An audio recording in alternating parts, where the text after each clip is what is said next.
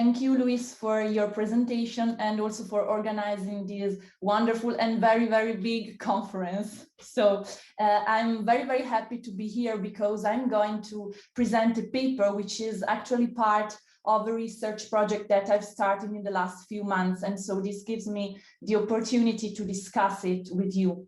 So my presentation is divided into 3 parts.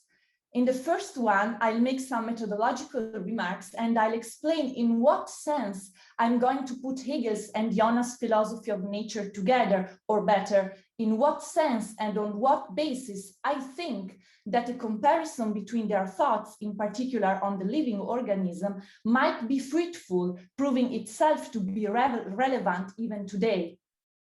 The second and the third parts actually work as a chiasmus with reference to the title of my paper, Nature in Spirit, Spirit in Nature. In the second part, I will explain how Hegel's and Jonas' speculative philosophy of nature managed to show the presence of spirit in nature as the emergence of freedom and subjectivity, in a sense that I will clarify soon. So the emergence of freedom and subjectivity in the living organism. In part 3, I will briefly claim that although nature is not simply sublated but preserved in and by spirit, both Hegel and Jonas recognize the peculiarity of the human being above other living organisms. By analyzing and confronting Hegel's and Jonas' thought, I hope that we will end up understanding that they are facing a similar set of questions and problems, although of course developed in different times. I refer to the Cartesian dualism of the res cogitans and res extensa, to the mind-body problem, and to the mechanical and deterministic way of understanding both nature and the human being. In order to solve these questions, both authors passed through a sort of philosophy of organism which grounds the ontological continuity between nature and spirit. So the first part, the methodological remarks, so why a confrontation between Hegel's and Jonas' understanding of the organism. In the studies of Hegel's system, the philosophy of nature has often been relegated to a secondary role, being overcome and negated, as we know, by spirit. In my talk, I want to show, on the basis of Hegel's understanding of the living organism, that it is not only possible, but even necessary to recognize an ontological continuity between nature and spirit in a way that will prove that nature is preserved in spirit and spirit becomes already visible in nature.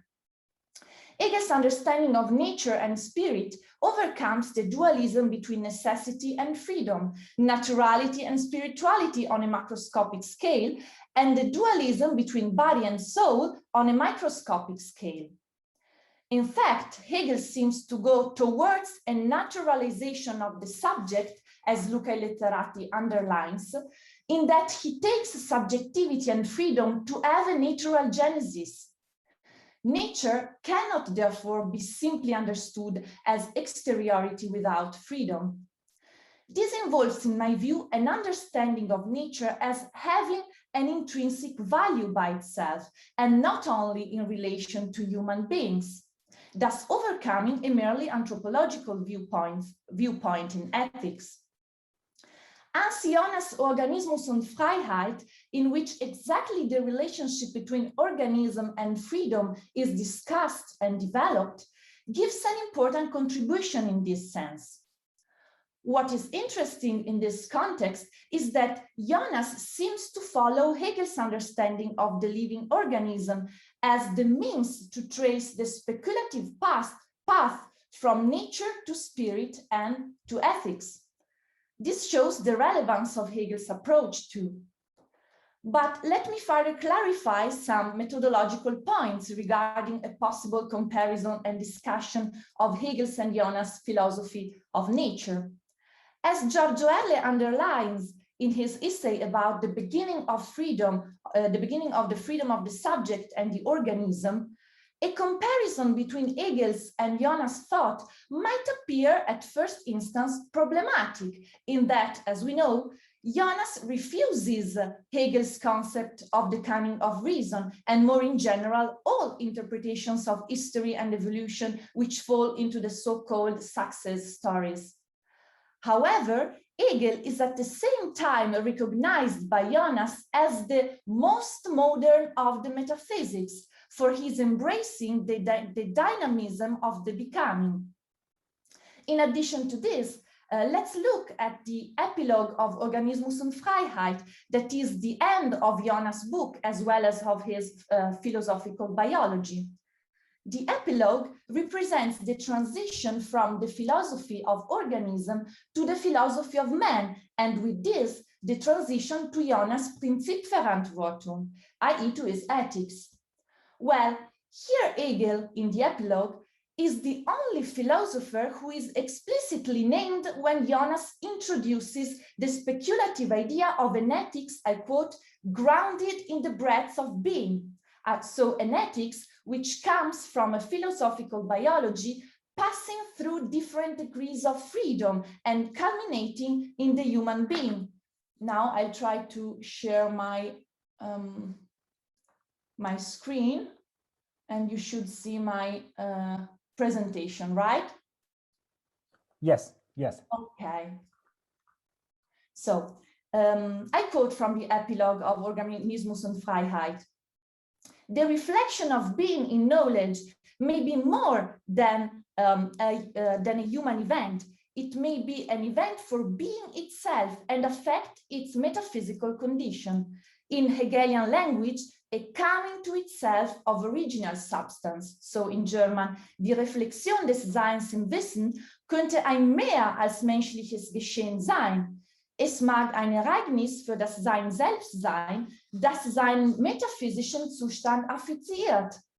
In Hegels Sprache ein zu sich selbst kommen der ursprünglichen Substanz. End of quote.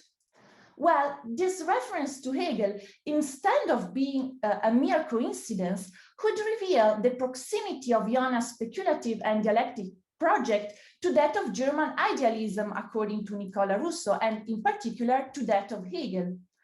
As Dietrich Böhler underlines in the introduction to the critical edition of Jonas' works, it is in its higher form, the human being, that the organic existence becomes conscious of its intrinsic value, which is connected with organic life. With this, Jonas' philosophical biology could be understood as a reflexive speculative movement from above, from the perspective of the human being, a movement which goes backwards to the forms of pre-human life, thus ending in the coming to itself of human existence, of the spirit with Hegel's words. This actually can find a contact point with Hegel. I quote from the edition of paragraph 370 of the Encyclopedia. Man constitutes the highest stage of the development. It is natural to progress in this way from the undeveloped to the higher organism, but in order to understand the lower stages, one has to identify the developed organism, for it is this that constitutes the measure or prototype of its less developed counterparts. As everything in it has reached its developed activity, it is clear that it is primarily from this developed organism that the undeveloped being is to be understood. End of quote. This means that the highest level of the development is the presupposition for understanding the lower stages. Now, Jonas' philosophy of the living organism deals with the organism as life and with its self-interpretation in the human being's reflection. As Paolo Becchi claims, one could therefore be tempted to explain Jonas' philosophical biology in a sense of phenomenology of life, of a reconstruction of the evolution of the organic life and its degrees, guided by the principle of freedom. So a phenomenology of life which goes even beyond Hegel's phenomenology of spirit.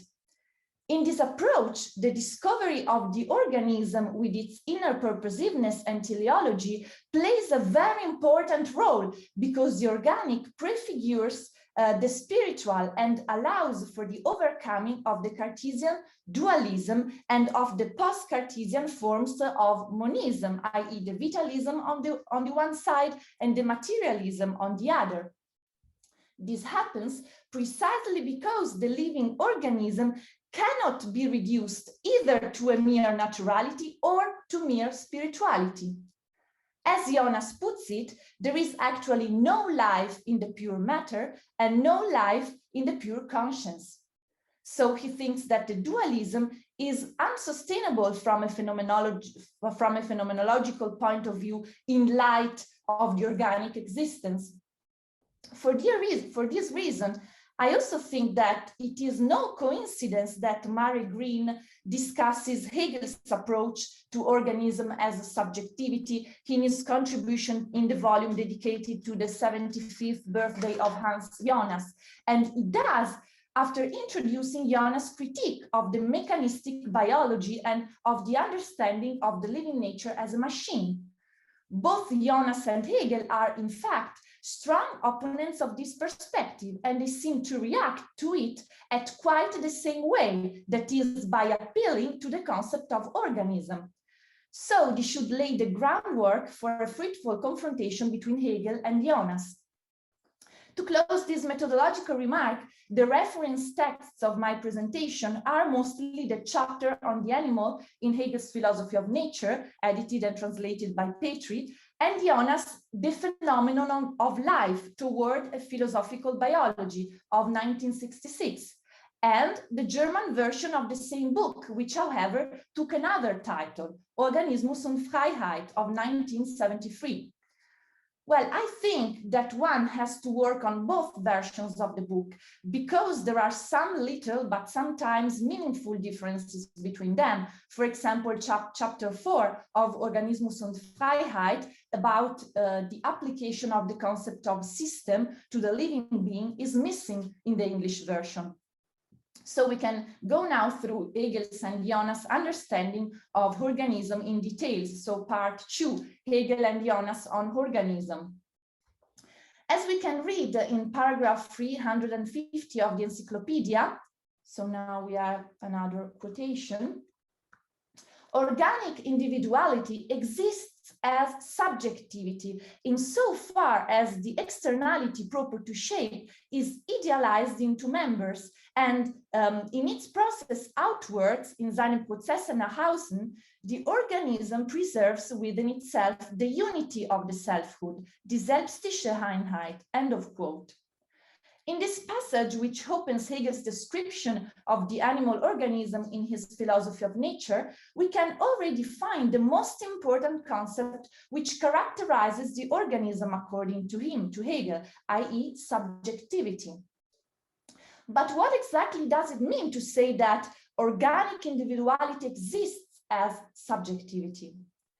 Well, subjectivity refers to the process of self-movement and self-production of the animal organism that preserves the unity of the selfhood, thus enabling the self-preservation of the organism itself. As we can read in the addition to the same paragraph, animal subjectivity, die animalische Subjektivität, consists of bodily self-preservation in the face of contact with an external world and of remaining with itself as the universal, end of quote. When Hegel talks about Idealisierung of externality in this context, he means that the living organism, the organic individuality, has the capacity to bring externality into itself, to assimilate it into its interiority in the process of self-production. Thanks to, and though it's being directed and open outwards, nach außen, to the external world, the organism preserves its identity, individuality, and unity. As another quotation, as the animal organism is the process of subjectivity which is self-relating in the midst of externality, the rest of nature is present here for the first time as something external, for animal being preserves itself in this relationship with that which is external to it, end of quote. The animal organism produces itself passing through externality and inorganic nature without becoming another individual. Its force consists exactly on the transformation of externality into animal being in a circulating process of self-production and self-preservation, thus returning to itself at the end of the process. This expresses the intrinsic teleology of the animal organism. That means that, I quote, animal life is its own product and purpose. It is simultaneously both end and means, end of quote. This represents, for Hegel, an initial kind of freedom. It's a kind of inner purposiveness, a causa finalis, which characterizes life in itself, and which differs from a mere causa efficiens, the efficient causality of the inorganic nature, in that the causa finalis implies that the beginning of the process, the purpose of the organism, coincides with the end of the process, with its result. So I quote, the end is a determination which is of an ideal nature and which is already present as an antecedent. As the realizing activity which then occurs has therefore to conform to the determination which is present, it brings forth nothing new, so that the realization is to an equal extent a return into self, zurückgehen in sich. The accomplished end has the same content as that which is already present in the activation. The organization itself is to the equal extent both end and means, for it consists of nothing which is subsistent. End of quote. The final end of the living organism is, once again, its self-preservation and is already present at the beginning of the process. As you know, well, this kind of inner purposiveness comes from Aristotle and was revitalized in modern times by Kant, who understood the living existence as an end in itself, characterized by self-movement, thus overcoming the mechanistic view of the organism.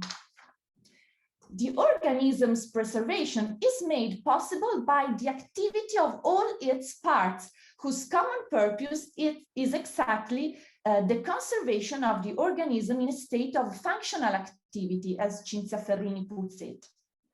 According to Hegel, the living organism is therefore not a mere juxtaposition of parts like a mechanical system, but consists in a mutual belonging and influencing of the parts on each other, which are ideal in the sense that they are members of the whole.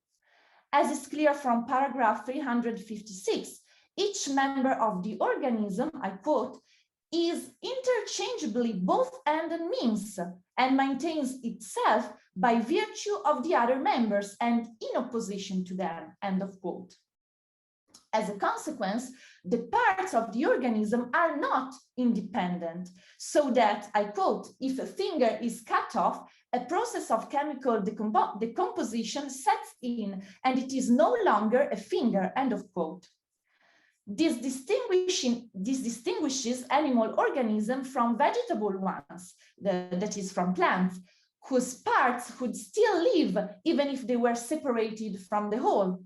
On the contrary, if an organ, a part of the animal organism, particularizes itself, puts itself over the whole, and isolates itself from the other parts, thus contrasting the activity of the whole, the organism becomes ill.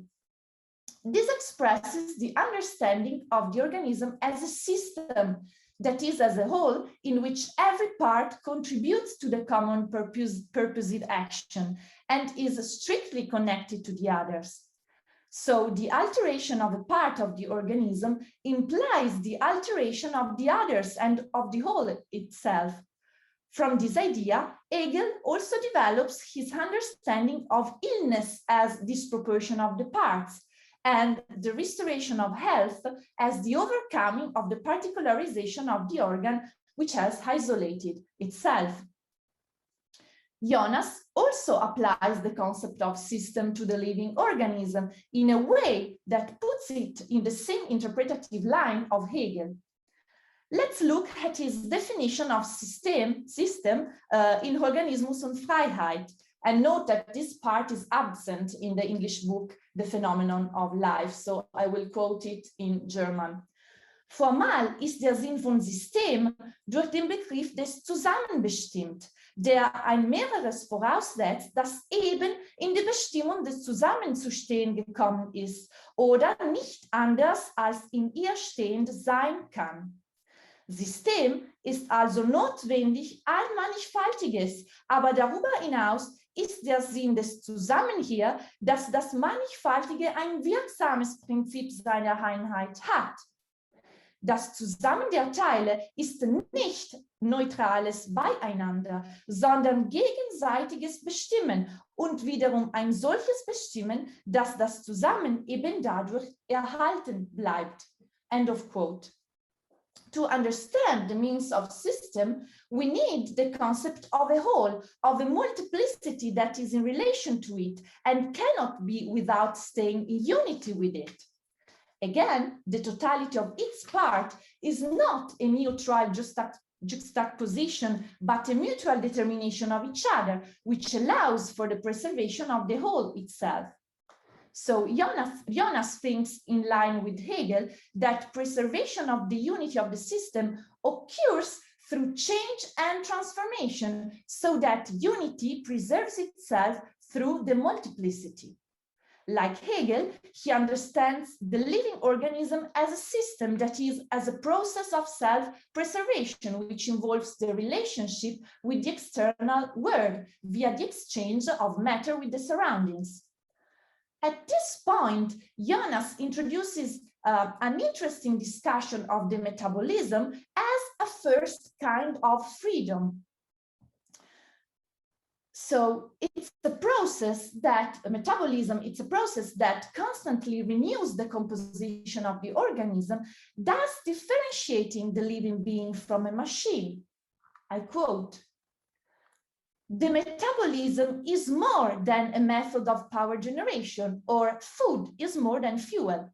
In addition to, and more basic than, providing kinetic energy for the running of the machine, its role is to build up originally and replace continually the very parts of the machine. Metabolism, thus, is the constant becoming of the machine itself, and this becoming itself is the performance of the machine. But for such performance, there is no analog in the word of machine." End of quote. So in this passage, Jonas is actually treating organism as a machine, but as we see at the end of the argument, he claims that there isn't actually any analog of the metabolism in a machine. I said that metabolism represents for Jonas a first kind of freedom, which we can now understand as the capacity of the organic form to change its matter. At the same time, it is necessary for the organism to change its matter if it wants to survive. This reveals the dialectical nature of organic freedom, according to Jonas. In another passage in German, which is missing in the English book, Jonas points out that freedom is the principle of life and its progression towards higher degrees that ground on their part on the lower levels.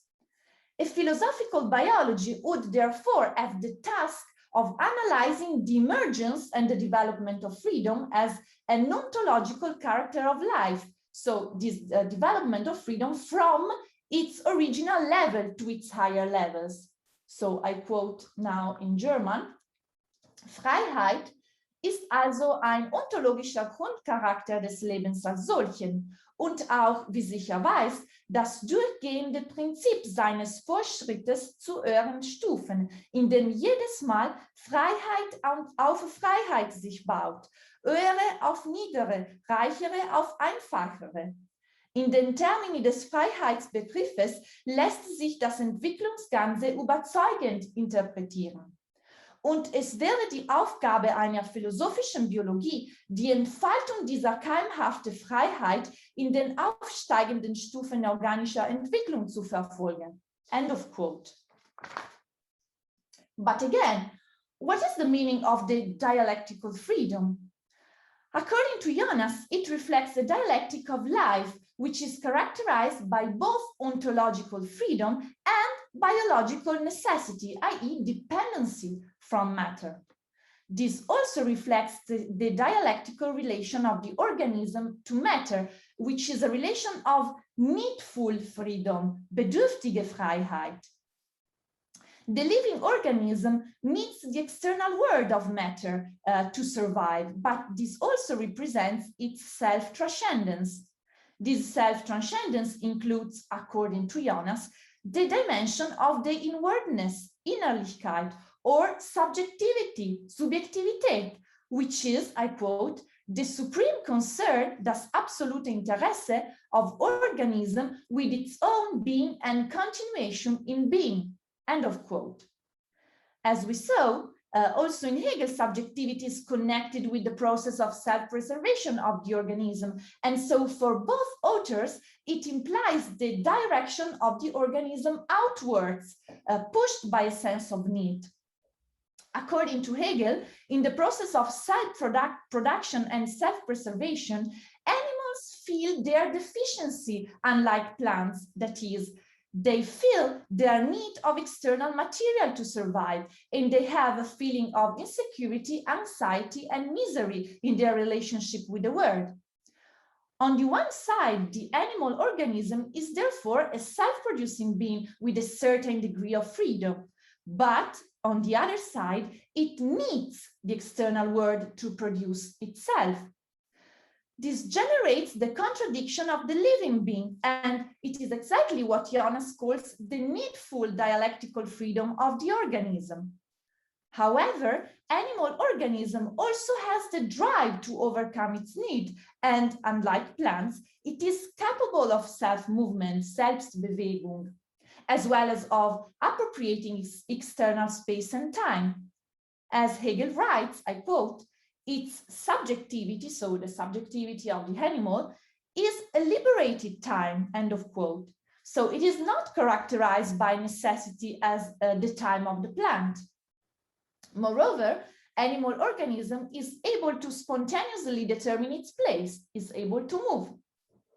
Now, assimilation is, according to Hegel, that process, so the process of overcoming the contradiction between the organism and its being oriented towards externality, that is, it's being dependent on an external inorganic nature as a pre-existing world. Assimilation is that process through which externality is posited as subjectivity indeed, and consists of reducing the separated moments of inorganic nature to the infinite unit of subjectivity, as Hegel writes. Der Organismus muss also das Äußerliche als subjektiv setzen. It's the process through which externality is idealized again, in the sense that I mentioned before. In particular, it is the alimentary process which produces a transformation of inorganic nature. The concept of assimilation and digestion has a functional role in assuring the health state of the organism too. As a consequence of what I have discussed, the subjectivity of the organism implies, according to Hegel, that the whole is not produced by something external to it, but by its part and their mutual relationship. All these are important points of contact with Jonas' understanding of the living organism. As I have shown, according to Jonas as well, the living organism is characterized by subjectivity, interiority, self-movement, and self-preservation, but it implicates at the same time a necessary contact with, and dependence from the external world, from which it gains its materials of survival. So I can now come to the last brief part of the paper, which is a brief consideration of the role of nature in the human being and a consideration of the peculiarity of the human being. So, as I argued at the beginning of the presentation, Hegel and Jonas had to cope with the same problem, that is with the dualistic understanding both of the macrocosm and of the microcosm, the human being. By individuating the genesis of the subjectivity in nature, and in particular in the living organism, they both go against the discontinuity and break between nature and spirit, and against a vision of nature as a simple exteriority without freedom. We have passed through a spiritualization and of subjectivization of the natural on the one side, and through a naturalization of the subject and of the human being on the other, in that subjectivity is linked to naturality and corporeality, and freedom finds its ground in nature. Now, I'd like to briefly underline that despite the ontological continuity between nature and spirit, between animal organism and human being, both Jonas and Hegel don't negate the peculiarity of the human being. So, of course, as embodied living organisms, naturality still plays an important role in human beings. We still remain natural beings that have a corporeality, and thanks to our body, we experience nature in terms of perception. On the one side, one could say, therefore, that the human being, like other bodies, the human body, like the other bodies, is caught in a state of biological passivity, and so in the necessity of the external world. But at the same time, we also are beyond nature, in that we are rational beings. Our body and our naturality are thus emancipated through our choices, relating back to the self-consciousness and spirit. As I have shown, subjectivity emerges from nature, but it also points at the same time to the overcoming of nature itself. As we can read in the addition to paragraph 381 of Hegel's Philosophy of Spirit, nature as such, in its self-internalizing, does not attain to this being for self, to the consciousness of itself. The animal, the most complete form of this internalization, exhibits only the spiritless dialectic of transition from one individual sensation filling up its whole soul to another individual sensation, which equally, exclusively dominates it. It is man who first raises himself above the individuality of sensation to the universality of thought, to awareness of himself, to the grasp of his subjectivity, of his I.